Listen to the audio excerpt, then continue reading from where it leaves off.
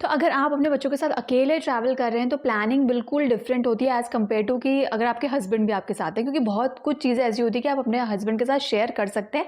But अगर आप अकेले ट्रैवल कर रहे हैं तो आपको सब कुछ अकेले करना है। आपका जो लगेज है या फिर बच्चे हैं, हर चीज़ की रिस्पॉन्सिबिलिटी सिर्फ आपकी होती है। कोई भी नहीं होता साथ में, और लिटरली बहुत ही डिफ़िकल्ट है।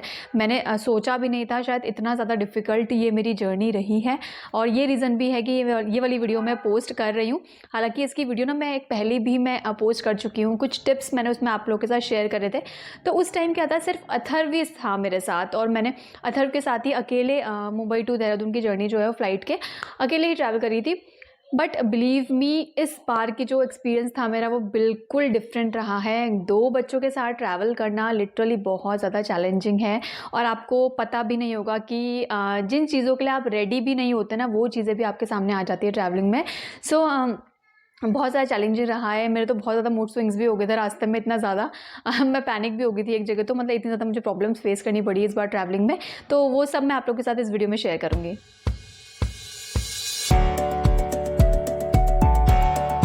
हाय everyone, welcome back to the channel the Momishes. तो फ्रेंड्स, बैकग्राउंड देख के आपको थोड़ा बहुत अंदाज़ा हो गया होगा कि मैं मुंबई तो एटलीस्ट नहीं हूँ, क्योंकि मैं आ गई हूँ अपने होम टाउन देहरादून। तो लास्ट वीक ही मैं अर्थ और अथर्व के साथ देहरादून आ गई थी, बट एक हफ्ता हो गया है और मैं कोई भी वीडियो यहाँ से अभी तक शूट नहीं कर पाई हूँ। जो भी वीडियोज़ मैंने अभी तक पोस्ट करी हैं लास्ट 1 वीक में, वो सारी ही मैंने मुंबई में ही शूट कर ली थी।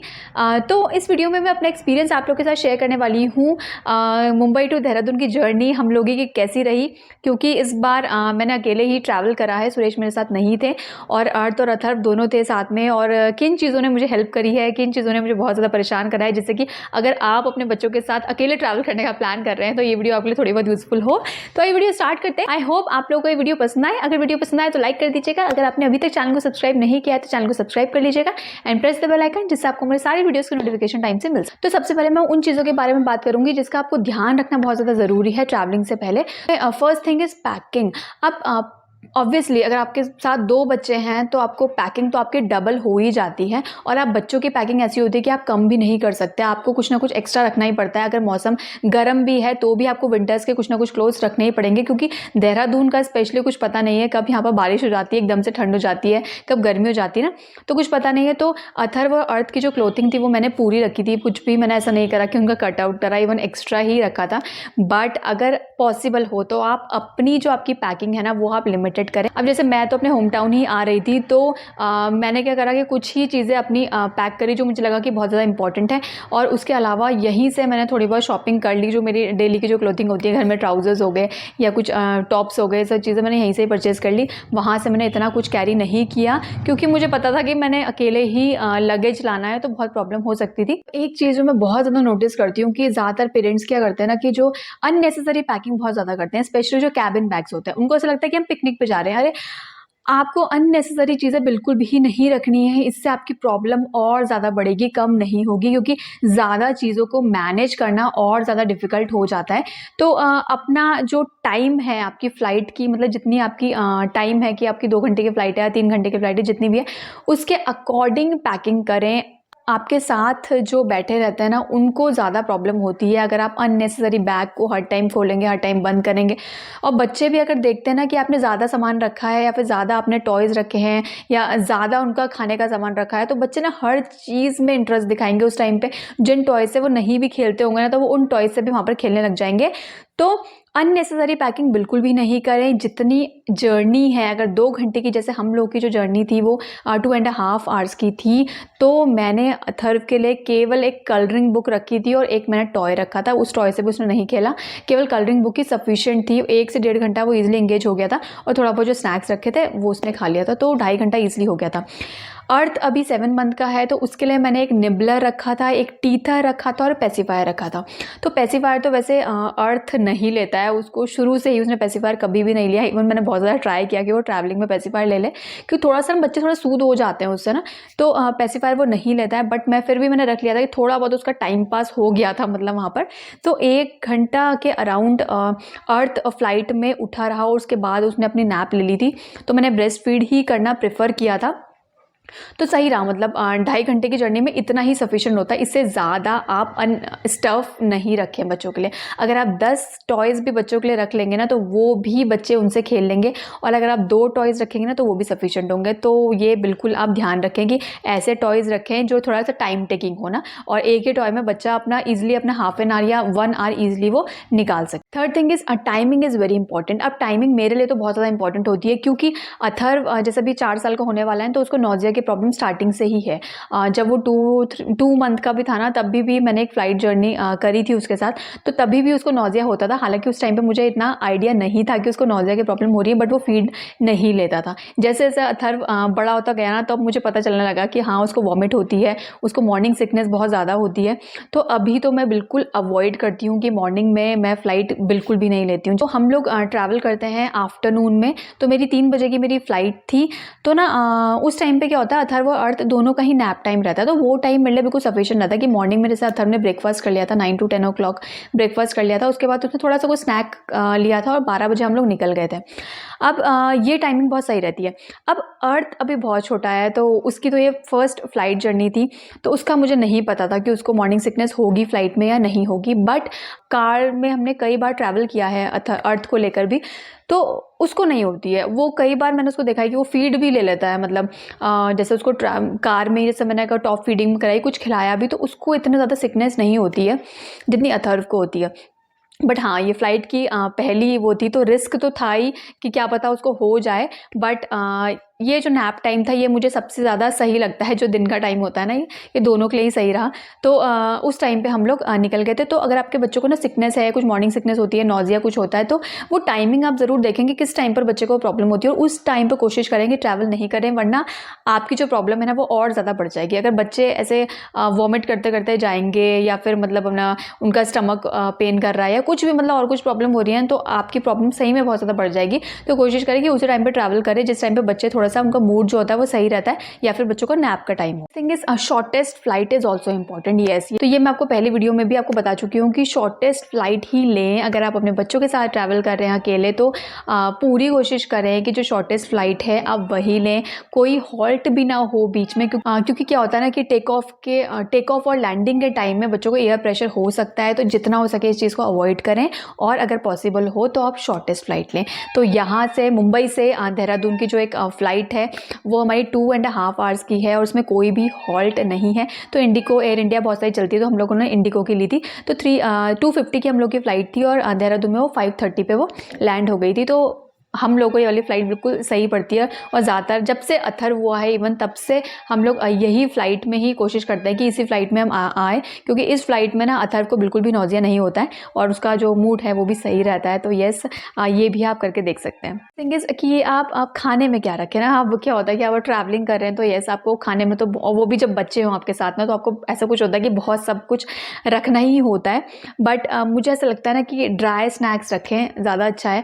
ऐसा नहीं करें कि जैसे हम लोग का जो ट्रैवलिंग का टाइम था वो लंच का टाइमिंग था, लेकिन फिर भी मैंने कुछ ऐसा नहीं रखा, लंच वाला मैंने कुछ भी पैक नहीं किया, क्योंकि मुझे पता था कि अर्थ मेरी गोदी में रहेगा, तो मैं अथर्व को भी प्रॉपर तरीके से देख नहीं पाऊंगी, वो यहाँ वहाँ गिराएगा, तो यार वो भी सही नहीं रहता ना कि आपके थर्ड जो सीट थी उसमें भी कोई और बैठा हुआ होगा।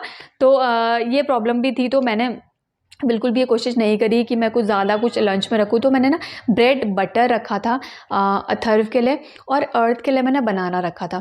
तो ना ऐसी चीज़ रखें बच्चों के लिए जो बच्चे ईज़िली खा लें, खुद से इंडिपेंडेंटली खा लें। तो वैसे तो अथर्व अभी इंडिपेंडेंटली सभी कुछ खा लेता है, बट क्या होता है ना, अगर आप लिक्विड चीज़ रखेंगे तो थोड़ा सा प्रॉब्लम हो सकती है, बच्चे यहाँ वहाँ गिराएंगे, तो थोड़ा सा ये आता है।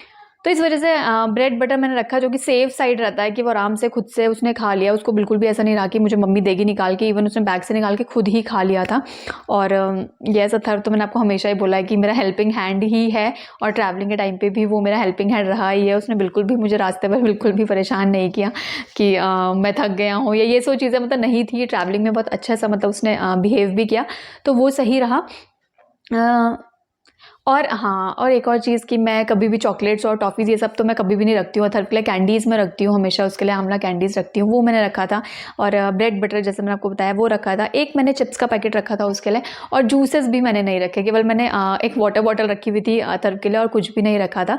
और मैं सही बताऊँ तो इस बार मैंने बहुत ही कम पैकिंग करी थी। जो मेरा केबिन बैग था वो बहुत ही कम था।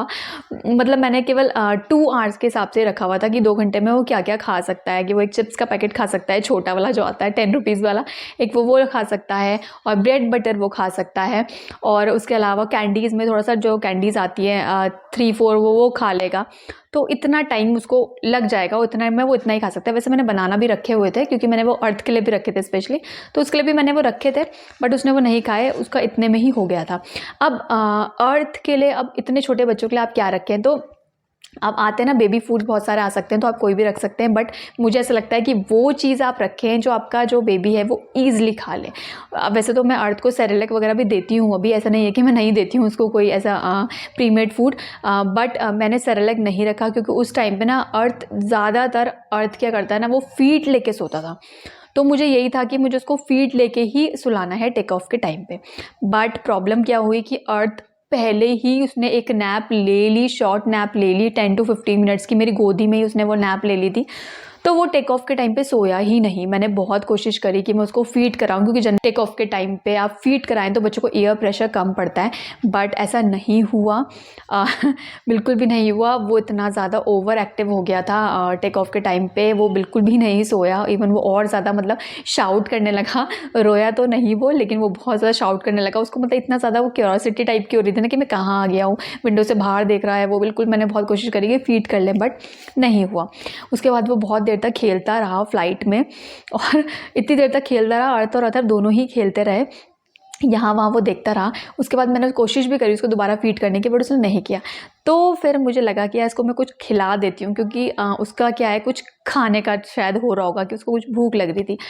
तो मैंने उसके लिए एक बनाना लिया। तो मैंने ना बेबी हग का ही एक बोल लिया हुआ है यार, वो अभी मेरे पास है नहीं, वो रखा हुआ है, बट वो मैं दिखाऊंगी आपको। उसकी मैं पिक्चर यहाँ पर लगा दूंगी। सक्शन प्लेट भी थी, बट यार वो इतना काम नहीं करी उसकी सक्शन प्लेट, ईजिली वो नहीं लगी। जो ट्रे होती है आगे वहाँ पर नहीं लगी थी, तो ठीक था। बट ये है कि हाँ, वो मुझे ऐसा लगा था कि वो सक्शन प्लेट काम करेगी, इसलिए मैंने वो परचेज़ करी थी फ़्लाइट के लिए, बट वो काम नहीं करी अच्छे से। बट उसके बाद भी मैंने उसको जो स्मॉल एक इलायची बनाना आता है ना, वो मैंने अर्थ को खिला दिया था। सिंपल ऐसे ही मैश करके, फोक से ही मैश करके मैंने वो खिला दिया था। उसके बाद तो अर्थ बिल्कुल कूल हो गया था, मतलब जितना शायद उसे भूख लग रही थी ना, तो आराम से उसने वो खा लिया था। और उसके बाद वो ठीक रहा, बिल्कुल अच्छे से वो खेलता रहा। मतलब जैसे 250 की फ़्लाइट थी ना, तो 3:15 तक वो आराम से खेलता रहा अथर्व के साथ। और उसके बाद उसका थोड़ा बहुत स्टार्ट हुआ, क्योंकि उसको नींद आने लगी थी। तो उसके बाद मैंने उसको ब्रेस्ट फीड कराया, और तब मैंने उसको सुला दिया था। तो जब तक लैंडिंग हुई ना 5:30 तक, तब तक वो सोता रहा। तो बहुत ही ईज़ी रहा, अर्थ के साथ बहुत ही ईज़ी रहा। अथर्व ने भी अपना खाया, जो भी मैं ले गई थी स्नैक्स वगैरह, उसने पूरे रास्ते खुद से ही वो खाता रहा। और जो मैं कलरिंग बुक ले गई थी वो थोड़ा बहुत इंगेज उसमें रहा। तो अच्छा हुआ। मतलब अब फ़ोन वगैरह, मोबाइल वगैरह मैं उसको नहीं देती हूँ, और बिल्कुल भी नहीं देती हूँ अभी। तो अथर्व को बिल्कुल भी नहीं देते हम लोग। अभी मैं आपको सही बताऊँ तो अथर्व को ना इतने टाइम तक मैंने बिल्कुल भी कभी फ़ोन नहीं दिया अपना मोबाइल ना। बट अभी क्या होता है, जब अथर्व को जैसे प्रॉब्लम है कि वो मिल्क नहीं लेता है, बहुत बड़ी प्रॉब्लम है ये। अभी क्या होता है कि मेरे पास ना इतना टाइम नहीं रहता है कि मिल्क वो पीता तो है, लेकिन बहुत टाइम लगाता है पीने में, बहुत ज़्यादा टाइम लगाता है। इतना टाइम मेरे पास कई बार रहता नहीं है। तो अभी मैं कभी कभी अथर्व को ना फ़ोन दिखा देती हूँ दूध पिलाते पिलाते, क्योंकि ना मुझे ऐसा लगता है कि जल्दी पी ले, इससे कि जैसे कि क्योंकि अर्थ ही उस टाइम पे परेशान करता है, और उस टाइम पे मैं उसको दूध पिला रही हूँ 1 घंटे तक, तो यार कई बार ना बहुत ज़्यादा फ्रस्ट्रेटिंग हो जाता है। तो फिर मैं कई बार करती हूँ कि अरे मत पियो ना, ऐसा हो जाता है। फिर मुझे लगता है कि नहीं यार, एक कम से कम दिन में 1 टाइम तो कम से कम दूध पिए वो। तो इस वजह से मैं उस टाइम पर उसको मोबाइल दे देती हूँ। बट पब्लिकली तो कभी दूध पिलाना होता नहीं है ना, तो इस टाइम इसलिए उसको फ़ोन तो कभी दिया ही नहीं जाता है। तो मेरी जो जर्नी रही अर्थ और अथर्व के साथ फ़्लाइट में, वो बहुत ही कूल रही। मुझे कोई भी ऐसी प्रॉब्लम नहीं हुई। इवन मैं और 1-2 औरों को देखी तो कईयों के बच्चे बहुत ज़्यादा शाउट कर रहे थे। अथर्व तो इतना ज़्यादा कूल था ना, उसको बिल्कुल भी प्रॉब्लम नहीं हुआ। अर्थ भी, इवन उसकी फर्स्ट फ़्लाइट जर्नी थी, तो उसको बिल्कुल भी नहीं हुआ। उसको एयर प्रेशर नहीं था, कुछ भी नहीं था। इवन आप यकीन नहीं मानेंगे कि मैं कॉटन भी ले जाना भूल गई थी। मतलब मेरी पैकिंग मतलब ऐसी हुई थी कि मैं क्या-क्या भूल गई थी, वो मैं अभी आपको आगे बताऊँगी वीडियो में। बट यहाँ पर ईटेबल्स की बात हो रही थी, तो खाने में मैंने यही सब रखा था और जो जर्नी थी वो इन दोनों के साथ बहुत ही अच्छी रही, बहुत ही कूल रही। थिंग जो आपको ध्यान में रखनी चाहिए वो ये कि do not hesitate for help. यार कहीं पर भी आपको ऐसा लगता है ना कि आपको आपसे नहीं हो पा रहा है अकेले, तो आप हेल्प के लिए बोल दीजिए। बहुत सारा स्टाफ रहता है वहाँ पर जिस भी आप फ्लाइट से ट्रैवल कर रहे हैं। जैसे हम लोगों ने इंडिगो से ट्रैवल किया था, तो जैसे ही हम लोग एंटर हुए थे ना, तो उस टाइम पे मैंने अर्थ को ना बेल्ट में कैरी किया था। अच्छा, क्योंकि हम लोग के पास स्ट्रोलर नहीं है, और अगर आपके पास स्ट्रोलर है तो जर्नी में तो समझ लो आपके पास सब कुछ है। फिर तो स्ट्रोलर में आप बच्चों को बहुत ईज़िली आप कैरी कर सकते हैं। हम लोगों ने अथर्व के टाइम पे भी कभी स्ट्रोलर परचेज़ नहीं किया, क्योंकि हम लोग जिस फ्लैट में पहले रहते थे ना, तो वहाँ पर क्या था, वहाँ लिफ्ट नहीं थी, तो 4th फ्लोर पे हमारा घर था, और 4th फ्लोर से नीचे स्टेयर्स में ड्रैग करके लाना स्ट्रोलर को थोड़ा सा क्या, बहुत सारी प्रॉब्लम थी। पार्क तक मैं नहीं ले जा पाती थी, तो हम लोगों ने ना स्ट्रोलर कभी परचेज़ नहीं करा। अब जिस हम फ्लैट में हैं वहाँ पर इवन है लिफ्ट वगैरह सब कुछ है वहाँ पर, और घर में इतना स्पेस भी है कि स्ट्रोलर अंदर भी चला काम आ सकता है। बट हम लोग को इतना जाना ही नहीं हुआ जब से अर्थ हुआ बाहर, तो ना स्ट्रोलर की कभी इतनी ज़रूरत नहीं पड़ी। बट इस बार मुझे लगा कि यस, स्ट्रोलर होता तो बहुत ही ईजी होता। तो चलो छोड़ो, स्ट्रोलर नहीं था, बट मैंने बेल्ट में कैरी किया। और जैसे ही मैं एंटर हुई ना, तो अर्थ वैसे ही रोने लग गया था बेल्ट में, क्योंकि उसको एक तो गर्मी लग रही थी। जब हम कार से निकले तब तो वो सो रहा था, कार में वो सो रहा था, और जैसे ही हम लोग वहाँ पहुँचे तो वो उठ गया, तो मैंने उसे बेल्ट में कैरी किया अंदर तक, तो वो रोने लग गया था वहीं पर ही। और इतनी ज़्यादा प्रॉब्लम हुई ना, मतलब काउंटर पे, वहाँ पर काउंटर पे तो काफ़ी सारे असिस्टेंट्स रहते हैं या वो स्टाफ रहता है, तो उन्होंने देखा कि आप अकेले ट्रैवल कर रहे हैं, तो उन्होंने जो स्पेशल असिस्टेंट्स वाली लाइन होती है, आपको वहाँ पर डायरेक्ट वो ले जा लेते हैं। तो अगर आपको कोई नहीं ले जा रहा है, तो आपको पता होना चाहिए कि यार काउंटर में स्पेशली 1-2 काउंटर जैसे रहते हैं कि जो वहाँ पर आपको डायरेक्टली वो मतलब वहीं आगे ही ले जा लेते हैं काउंटर पे, आपको लाइन में लगने की ज़रूरत नहीं होती। तो मुझे तो पता ही नहीं था, ठीक है ना, मैं तो बहुत ही वो मुझे पता ही नहीं था कि ऐसी भी लाइन होती है। तो वो स्टाफ आ गया था लेने के लिए, तो वो सीधा मुझे वहीं ले गए थे। बट अर्थ इतना ज़्यादा रोने लग गया था ना कि मुझे उसको बेल्ट से निकालना पड़ा और मुझे गोदी में लेना पड़ा। अब बेल्ट को भी मैं हैंड में कैरी नहीं कर सकती थी, तो बेल्ट भी मैंने लगा रखी थी और एक साइड से उसको गोदी में ले रखा था, तो बहुत ज़्यादा प्रॉब्लम हुई थी। तो अब क्या है कि जो कैबिन में ले जाने वाला बैग था वो मैंने बहुत ही कम करा हुआ था। और यहाँ पर क्या है ना, मुंबई एयरपोर्ट में ना बहुत अच्छा है यार, वो लोग क्या करते हैं ना कि सामान जो होता है ना, आपके पास जो लगेज होता है ना, उसको ना एडजस्ट कर देते हैं। ऐसा नहीं है कि आपको 7 kg ही कैबिन बैग में ले जाना है, ऐसा नहीं है। अगर आपको 2 kg ले जाना है, 3 kg ले जाना है, तो एक्स्ट्रा जो बचता है ना, जितना लगेज भी आपके पास और बचता है ना, तो वो लोग ना उसको वहीं पर लगेज में ही एडजस्ट कर देते हैं। ऐसा नहीं है कि 7 kg ही ऊपर ले जाना है। वो मैं मुश्किल से 2 या 3 kg ऊपर ले गई थी, कैबिन में ले गई थी, और उसके अलावा जितना भी मेरे पास एक हैंड बैग भी था ना, वो भी मैंने अपना लगेज में ही दे दिया था। जो मुझे लगता है कि बहुत ही इम्पॉर्टेंट है वो है कि be prepared for the worst. Yes, आप कितनी भी पैकिंग कर लें, आप कितना भी सामान रख लें, कुछ भी आप कर लें, बट कुछ नहीं पता बच्चों के मूड का, कि अचानक से बच्चों को कुछ भी हो जाता है। तो बिल्कुल भी ना आप लो फील नहीं करें, क्योंकि जब आप ट्रैवल करते हैं बच्चों के साथ तो अनएक्सपेक्टेड चीज़ें हो ही जाती हैं। तो उस चीज़ के लिए आप रेडी रहें। बस मैं आपको यही बोलूँगी कि रेडी रहें यार, हर चीज़ के लिए आप रेडी रहें और अपने को लो फील नहीं कराएं। हेल्प तो आपको लेनी ही लेनी है, बट आपको मेंटली और फिजिकली भी आपको बिल्कुल सही रहना है उस टाइम पे। ये चीज़ का आप ध्यान रखें।